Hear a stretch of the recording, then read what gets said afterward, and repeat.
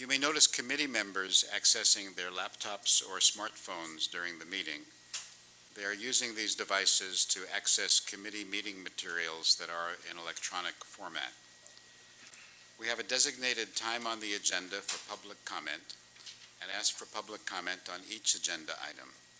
I ask that you be respectful of the need to conduct the committee's business.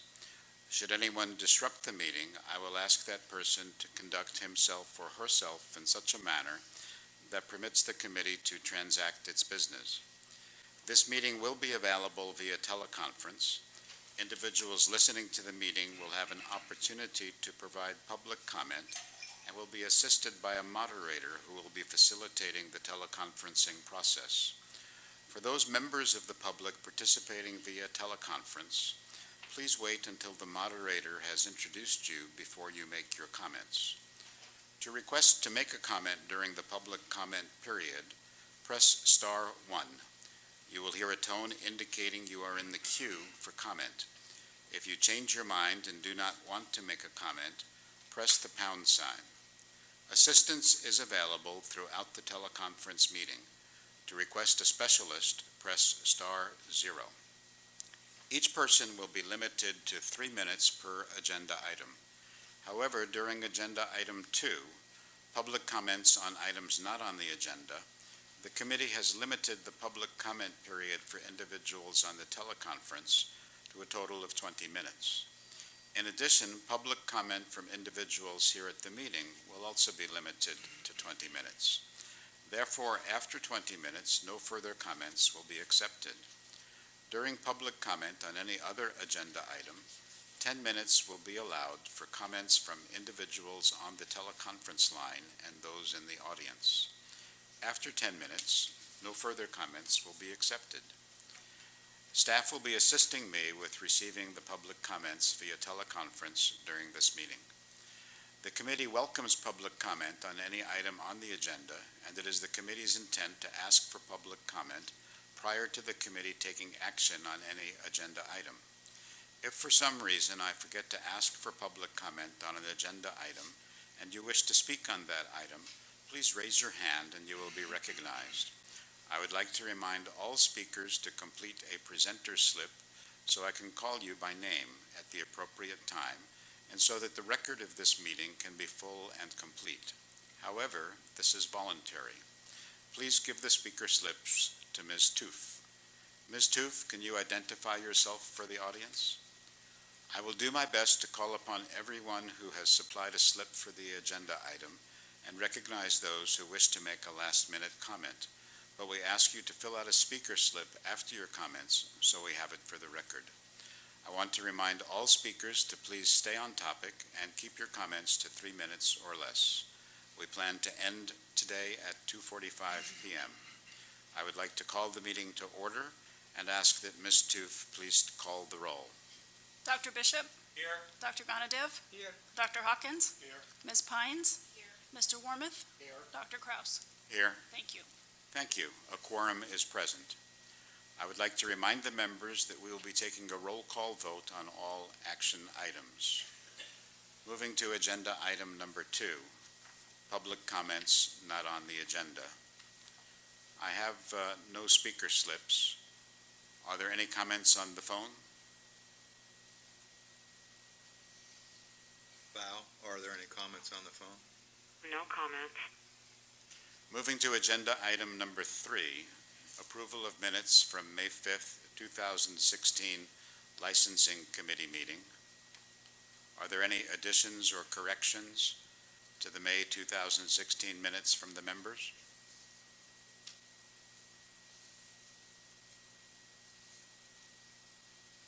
May I have a motion to approve these as submitted? So moved. Is there a second? Is there any public comment from those in the audience? Are there any comments from those on the phone? No comments. Ms. Toof, please perform the roll call vote. Dr. Bishop? Aye. Dr. Gonadev? Aye. Dr. Hawkins? Yes. Ms. Pines? Yes. Mr. Wormuth? Aye. Dr. Kraus? Yes, Thank you. the minutes are approved. Moving on to agenda item number 4, update and possible action on postgraduate training requirements, and approval recognition of international medical schools, Ms. Alameda and Ms. Kirkmeyer. Good afternoon. Hi, April Alameda, Licensing Program Manager. Is that too loud? Sorry. I'm going to go ahead on Agenda Item 4, provide you an update on the amendments to physician postgraduate training requirements. In response to the issue raised in the Board's Sunset Review Report, proposed statutory language was provided to the Senate Committee on Business, Professions, and Economic Development on April 4, 2017, to change the postgraduate training requirements from 1 or 2 years to 3 years for all applicants, regardless of where they went to medical school, as well as to eliminate the Board's medical school recognition approval process. Sure. Is that better? Okay. Current law for postgraduate training requirements for applicants who graduate from a liaison committee on medical education medical school must complete a minimum of 1 year of approved postgraduate training, and a graduate from a board-recognized international medical school must complete a minimum of 2 years of approved postgraduate training. The Board does not believe this is sufficient amount of training to ensure consumer protection.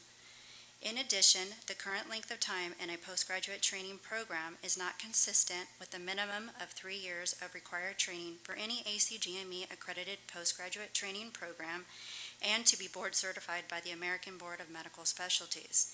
A 3-year program is also recommended by the Federation of State Medical Boards before an individual may obtain a full license.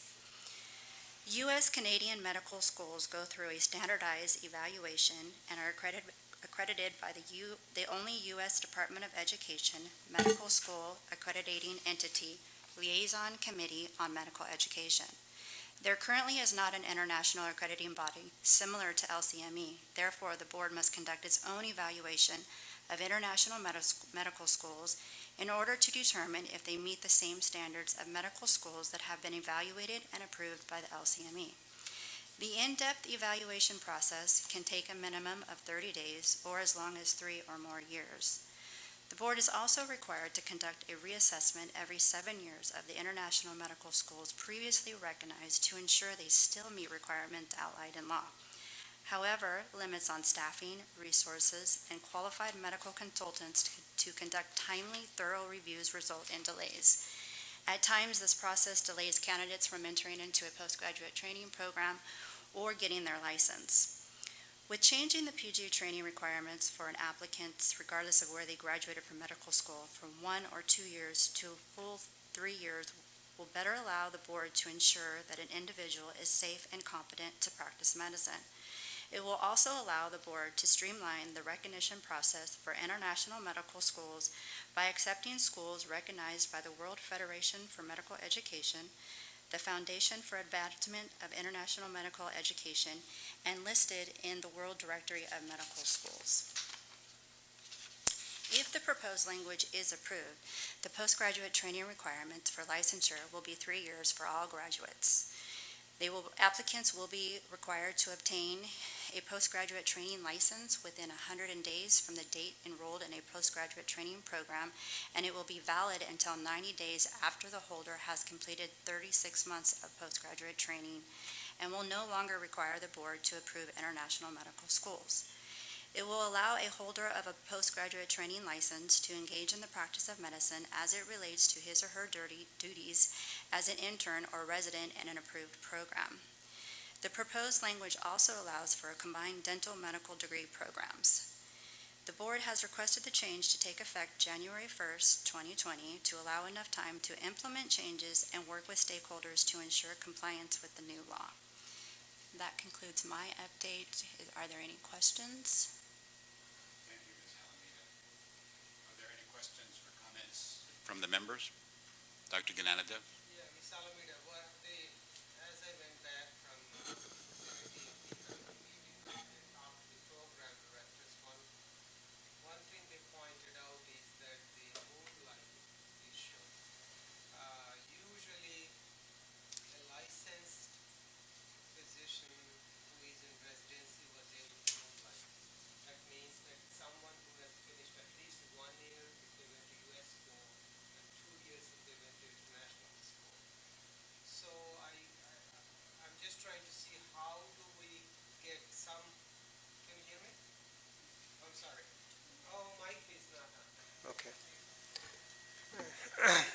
So, by talking to the program directors, they wanted to know how can these people moonlight? Is it at the discretion? Because somebody with a training license after 180 days should not be moonlighting because they're still an intern, they still need to learn. But at the same time, somebody in second year or after 2 years can moonlight. So that's an issue we do need to either through the statute or through the regulation we need to resolve. I just want to point out. Yes, and the language does allow for that if it's approved by the program director. Right, so we're just leaving it to the program director to decide whether this person is qualified to moonlight with the training license. Is that what it is? Yes. Putting a lot on them, so it's, remember that, somebody with 180 days can't do it, but somebody with 2 years should be able to. And just so you know, Dr. Ganadev, this was actually language that Ms. Webb found that Nevada uses. So as long as whatever program that they're going into or moonlighting that they're going into, as long as the program director has approved it, then it's allowed, and that's what we put into our law. Dr. Bishop? Ms. Kirchmeier, is that internal moonlighting within the residency program itself, or that would be moonlighting any place in, for example, that state? Anywhere within whatever the program director approves them to do. Interesting. As you know, this has been my kind of a pet project of mine, and I really believe that although it may be inconvenient for some individuals because of the moonlighting issue, that if you truly are making safety as the top priority, that really 3 years is a minimum to practice medicine. And yes, you're better after 2 years than you are after 1, but not as good as 3. So I think that I do think that we need to be very cautious going ahead. Thank you. The other editorial comment I would make about moonlighting is all residency program directors are very compulsive about recording hours and shift lengths because of the issue of physician fatigue and potentially falling asleep at the wheel because of lack of sleep and driving from one place to another. So it almost seems contradictory to allow moonlighting for somebody who is limited to 80 or 100 hours a week in his or her residency training program. We actually just recently met with an individual who had actually talked to some of the program directors, and it seems like even right now, moonlighting that is authorized or that is being done is they have to get approval from their program directors, is what we've been told, even right now. Yeah, I know where you're coming from with they're already doing a lot of hours. How could they do any more? But again, it's left to that program director. Dr. Bishop? Just that being said, in terms of disciplinary considerations, is that program director then acting in a supervisory capacity when that individual is moonlighting elsewhere? And if discipline is invoked, is it like a PA to physician relationship, or is that independent physician out there, once they've been approved by their program director, they're now on their own? Looking at Carrie Ann. Not as a general rule, but all of these things would be determined on a case-by-case basis for administrative cases, and certainly in civil litigation, if, just like it is now, if they have contact with a decision-making process that could have impacted patient care, they'll likely be brought in, but that's not any different than what it is currently.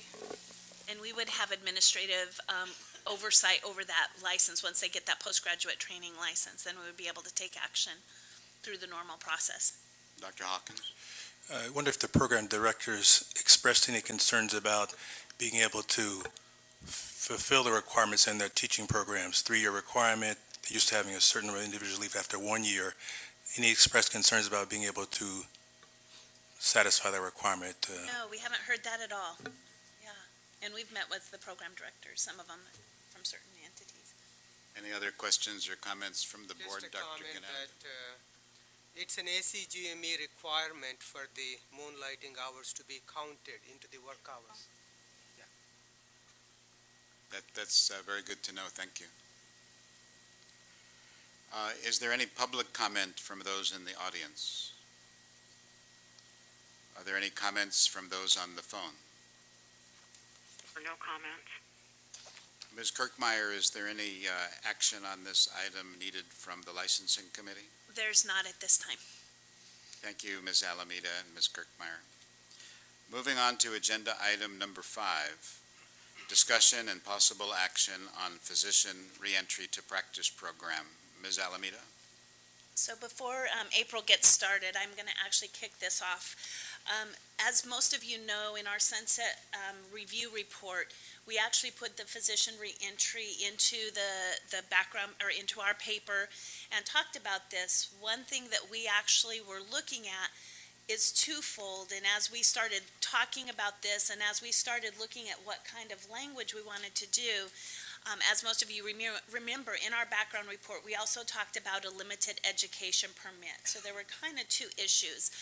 What that limited education permit really was to help those individuals who were unlicensed and coming into California, or they're unlicensed, maybe they never held a California license, or they held a California license and then they let it lapse either over the 5 years, or they canceled it at one time and then they're coming back into practice.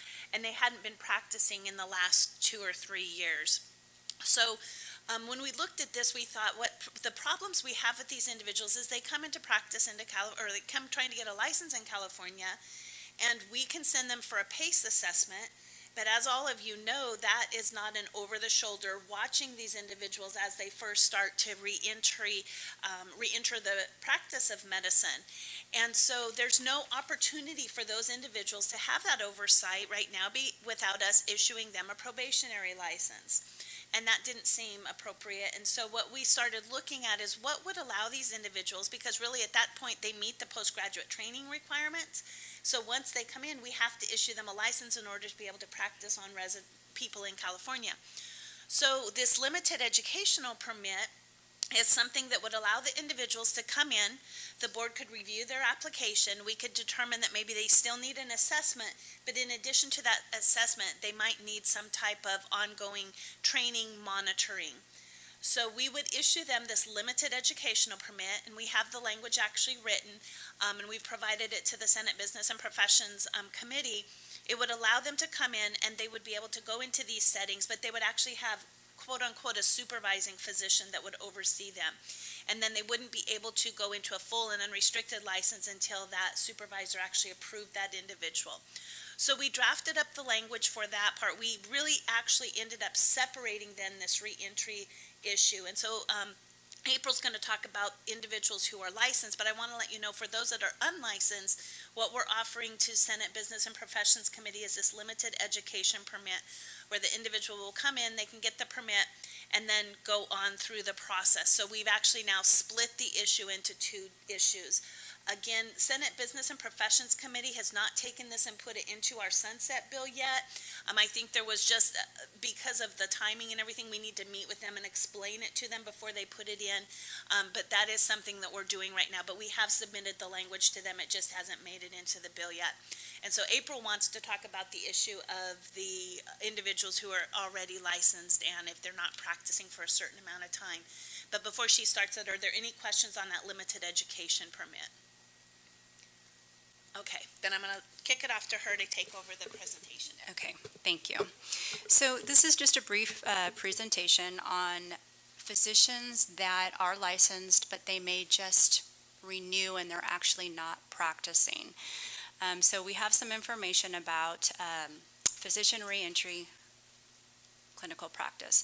So American Medical Association definition of reentry is a return to clinical practice in the discipline in which one has been trained or certified following an extended period of clinical inactivity not resulting from discipline or impairment.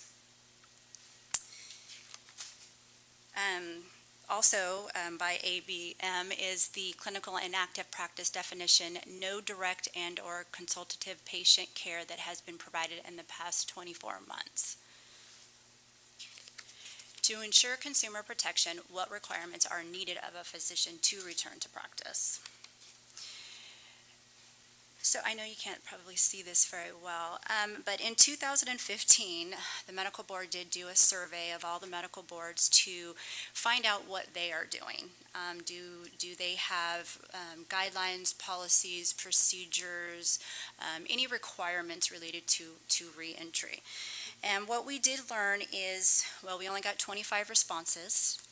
Of those responses, 14 states do have current statute, 2 have guidelines, policies, 9 had no requirements at all, and then 9 indicated that they do require their licensees to put on the renewal notice how long they've been out of practice. FSMB also did a survey. This was done around the same time, and they surveyed all the boards, and this is just an overview of what they found.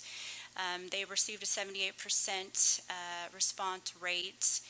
58%, which is 33 boards out of 57 that responded, say that they do have some sort of a re-entry.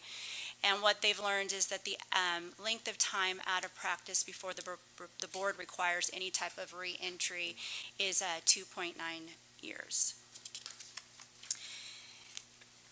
So, national standards.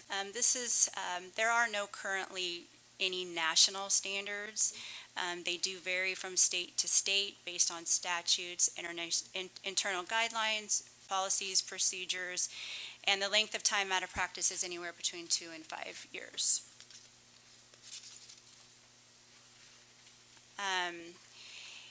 The plans, the states that do require this, there are a few things that they require. Some require clinical skill assessment, clinical training, refreshing training, practicing under the supervision of a licensed physician, board interviews, and licensing committee review to determine what that individual would need based on the years that they have been out of practice. So, as Kim had just explained, this was brought up in the Sunset Review. The question was asked, what is the length of time an individual should be eligible to remain out of practice without additional training? The board does not have statutory authority to require anything at this time. If an individual does not renew their license within 5 years, or their license is automatically canceled, however, a licensee may just continue to pay the fees, renew their license, even if they've been out of practice.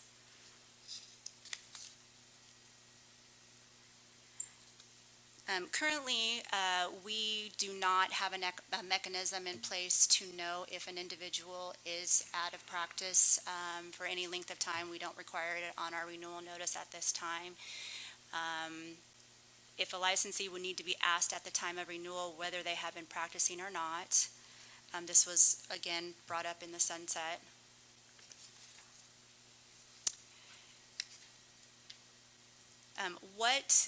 One of the questions is, what is that length of time out of practice that we would want to know before we would require some sort of a clinical assessment or training? 3 years, 5 years. Discussion items for today. What would be required to ensure consumer protection? What can a physician do in order to return to clinical practice? How does re-entry affect physicians in an administrative capacity? Does the board need to consider an exemption for physicians in an administrative capacity only? What is the length of time an individual should be eligible to remain out of practice without additional training? Does the board wish to address this issue at this time, or is further research needed? And that actually concludes my PowerPoint presentation. Was there anything that you needed to add? No? Thank you, Ms. Alameda. Are there questions or comments from the committee members? Dr. Gnanadev? Well, Ms. Alameda, you have good questions, but we're looking for answers. So, especially the one about the administrative portions. I'll give you an example. When I left as the medical director of the hospital, but I did two jobs. I was chair of surgery and medical director, so I continuously practiced. But the new medical director is only administrator. He's not practicing. So what if he wants to go into practice, even though he doesn't come into our field, he's a DO, but still, these are the questions which are difficult to answer. So this is one of those issues where I think we need to progress slowly. When we've talked about this this was actually an issue in our last sunset review, and I think what we've found is that nobody really has a good answer to this issue yet. There's states that have some policies and they may ask some questions.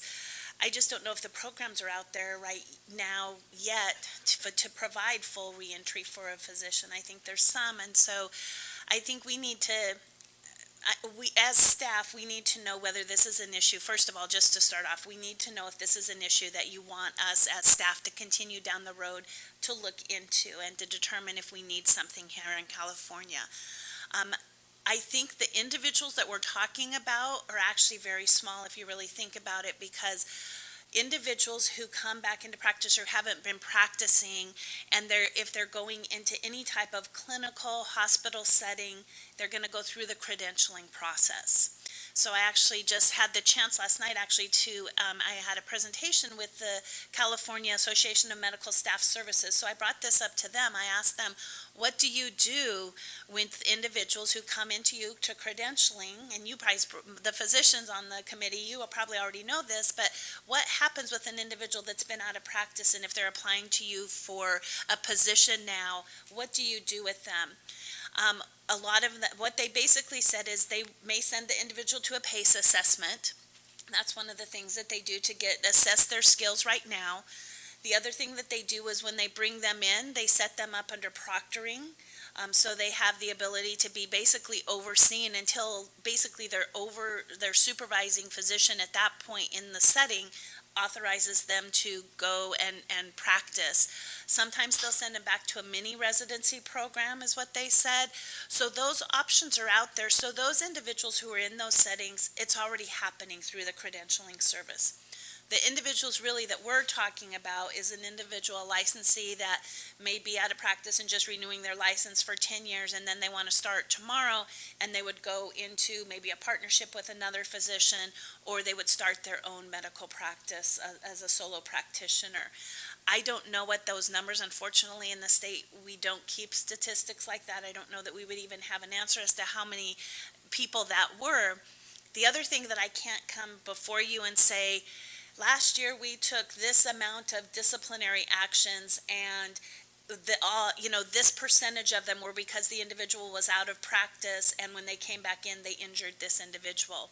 We don't gather data like that. Our accusations aren't even listed like that. I think it would be very difficult to obtain those kind of statistics. So how big of an issue this is, we can't even identify that either. So that's why we're coming to you as the licensing committee now to say, how would you like us to proceed with this? There are states that do have, like Dr. Ganadev said, that administrative license. So it's the individual that is solely doing administrative medicine, basically. They're coming in, they may be serving on a board or somewhere within a hospital setting, and they're strictly an administrator. They're not doing any direct patient care. Some states do have those administrative licenses, and then when they come back in, then they'd have to get probably an evaluation.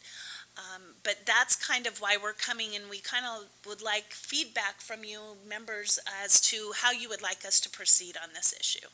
Well, it does bring to light the parallel issue of physicians who, by virtue of their position, whether it be a CMO or a insurance company medical director, who are required to have state licensure, but are not intending to provide clinical care.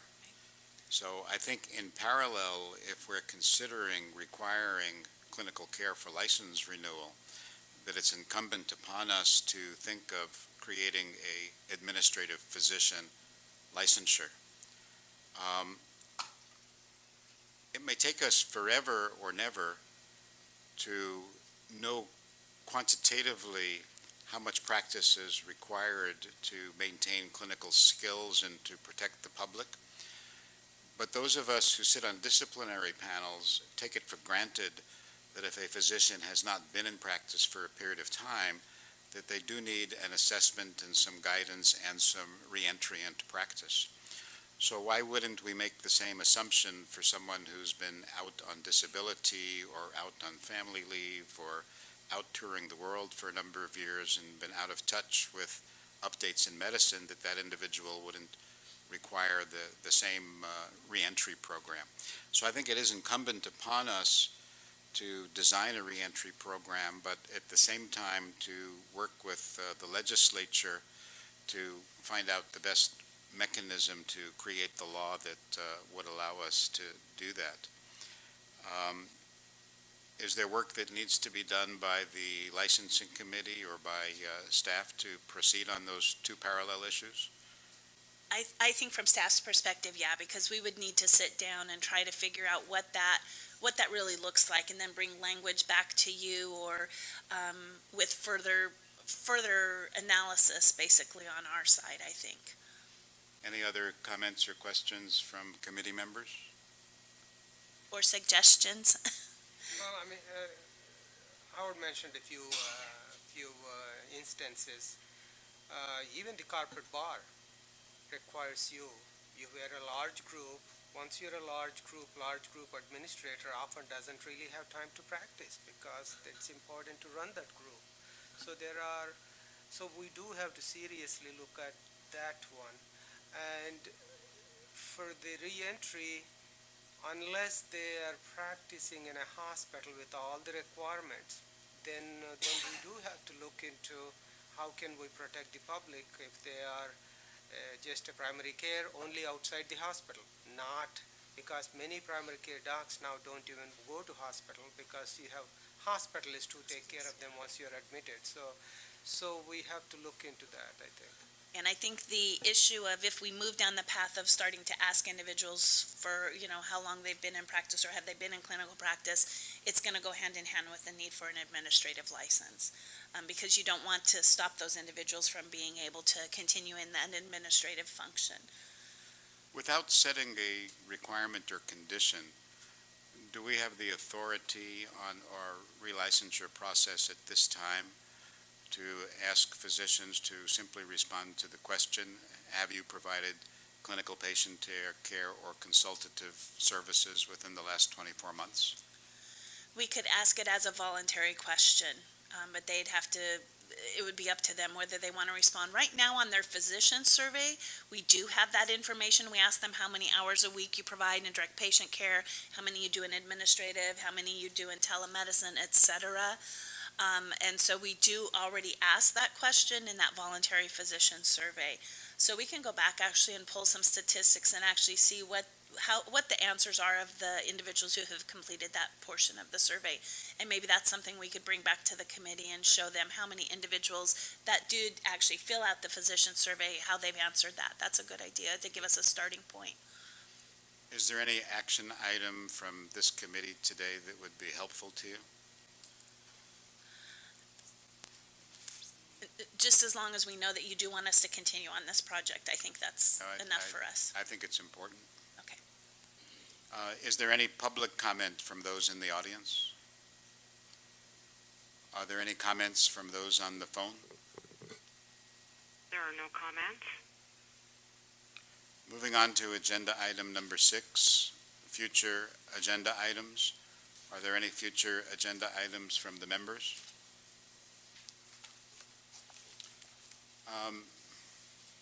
Ms. Alameda and Ms. Kirkmeyer, I have a question and wonder whether it's something the licensing committee may approach or should approach. The more time I spend in these activities, the more I wonder whether or not our medical schools and residency programs are doing an adequate job of screening those whom they accept.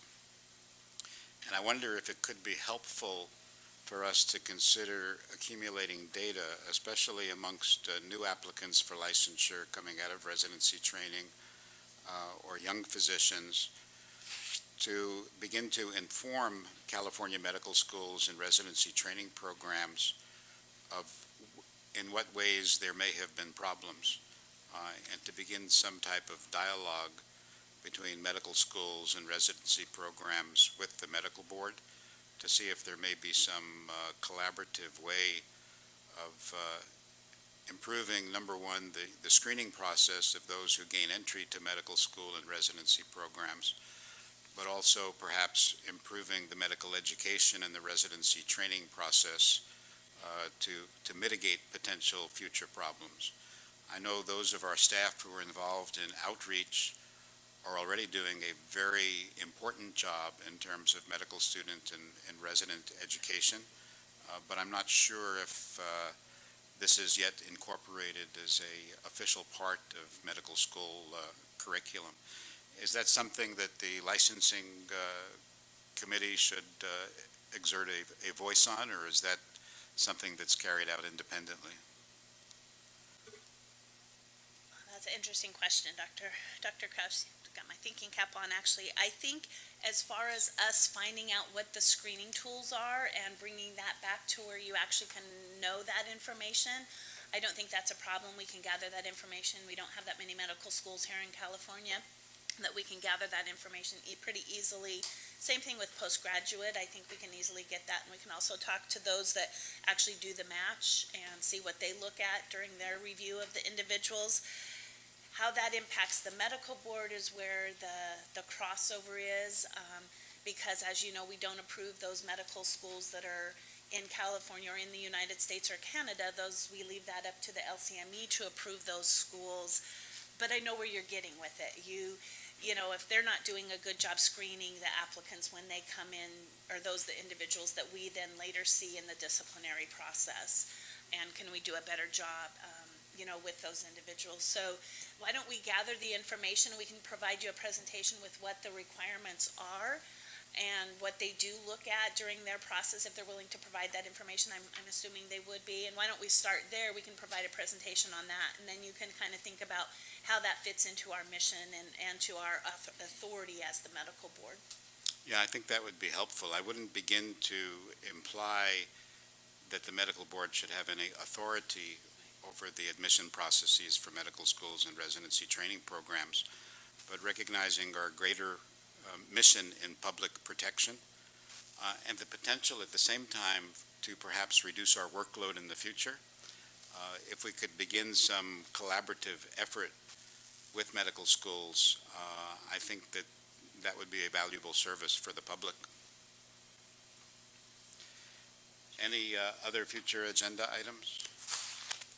Future agenda items from the audience? Are there future agenda items from those on the phone? There are no comments.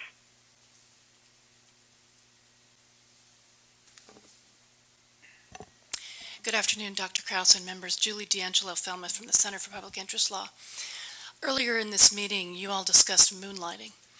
This is an issue that has not been raised in front of this board, by this board, since the last time you tried to increase the postgraduate training requirements, and I think it's a very important issue.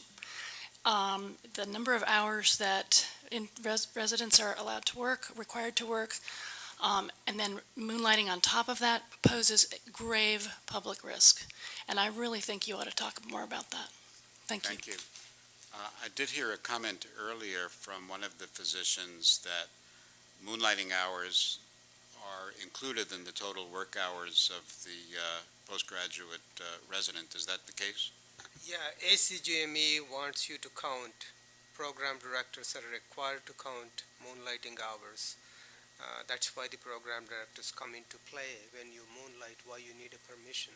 Otherwise, if you're right now, after second year, they're fully licensed.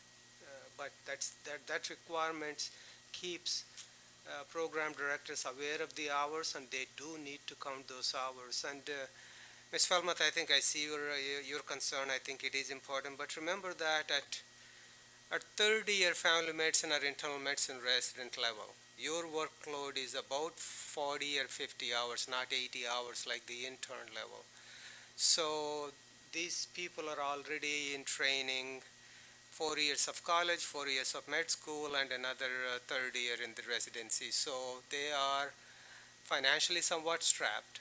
and they are already licensed, so that's what they're doing. So usually program directors are very good with this, so that's why I wanted to make sure that program directors are fully aware of or somewhat in charge of what like ACGME does to get this thing done. Is this something that outreach should discuss with residents when they travel to medical schools in terms of limiting moonlighting hours and being sure that they're approved by their residency program director? Should we assume that the world that we think exists is indeed the world as it exists? I think if this bill passes, that's definitely something we need to bring up, because they will now be required to, because as Dr. Gonadev said, they can, once they have that license in 1 or 2 years, basically, it's almost 2 years, I think most people wait till that 2 year, they can go out and moonlight without any type of approval. This is going to change that requirement to where they have to have that. And so part of the outreach of the implementation of this bill, if it were to go through, is to make sure that they know no moonlighting is available until it goes through the postgraduate training director, and that approval comes through. And then maybe we can bring up the issue of, and you want to make sure that you're watching the hours of those individuals for consumer protection purposes. So if the bill goes through, I think that's appropriate. Thank you. Before I ask for a motion for adjournment, I wish to acknowledge and thank our staff, most notably Ms. Alameda, who has stepped into a difficult position, replacing and filling in for retired Kurt Worden. And Ms. Toof and Ms. Kirkmeyer and all of our staff here today, thank you very much. We get the pleasure of sitting in front of the public, but you guys are doing most of the work, and it's appreciated. Is there a motion for adjournment? So moved. Second? Second. Ms. Toof, do we need to roll call? All in favor of adjournment? Meeting is adjourned.